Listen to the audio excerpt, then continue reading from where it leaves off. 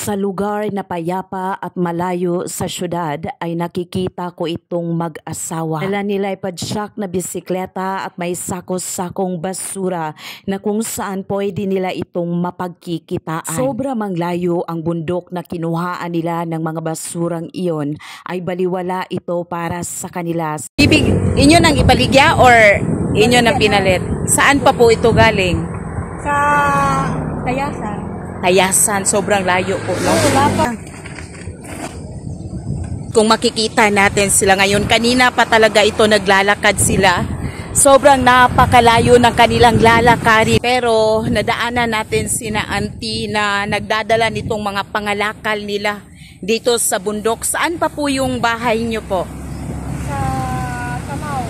Tamaw? Tamaw, Tayasan. Tayasan, sobrang napakalayo po ng lugar na yon. Meron po kayong mga anak? Mayroong anak, pero malayo pa. Malayo. Oh, so nandito po sila sa Tayasan, guys. At ito yung mga hanap buhay nila.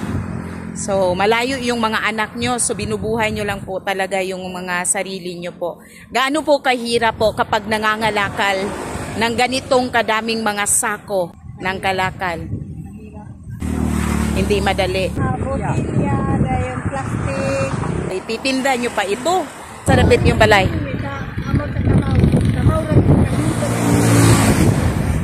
Ah. Laka ka din ito. Sobrang layo. So, ano man ang bibilihin nyo dito kapag nahali na to? Ha? Bigas.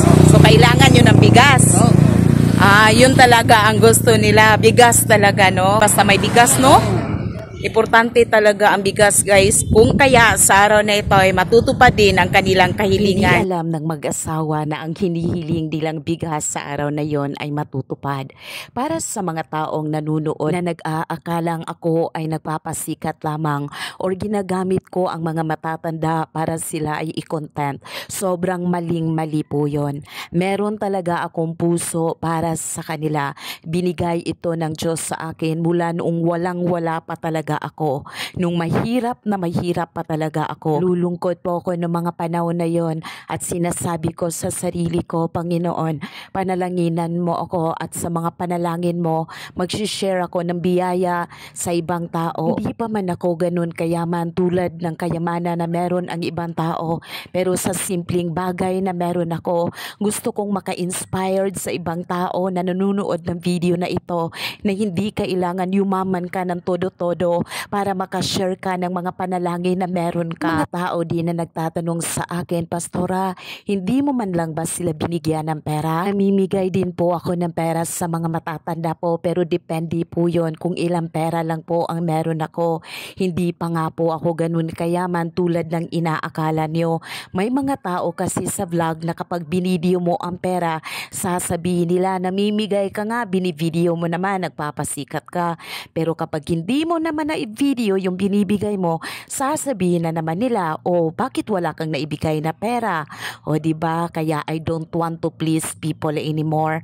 I just want to do what's inside of my heart. Kaya ko lang talaga ito video kasi naniniwala ako na may mga taong katulad ko, mga tao na may mga puso para sa mga katulad nila, senior citizen. Ito pala yung daanan pag uwi namin mula sa Tayasan. Makulimlim siya at sobra talagang maulan. Kaya nung makita namin ang dalawang nangangalakal, agad-agad kaming huminto para sila'y panalanginan. Paano kung wala silang kita? So hindi sila makakakain. Ang layo-layo pa naman ang lugar na kanilang lalakarin.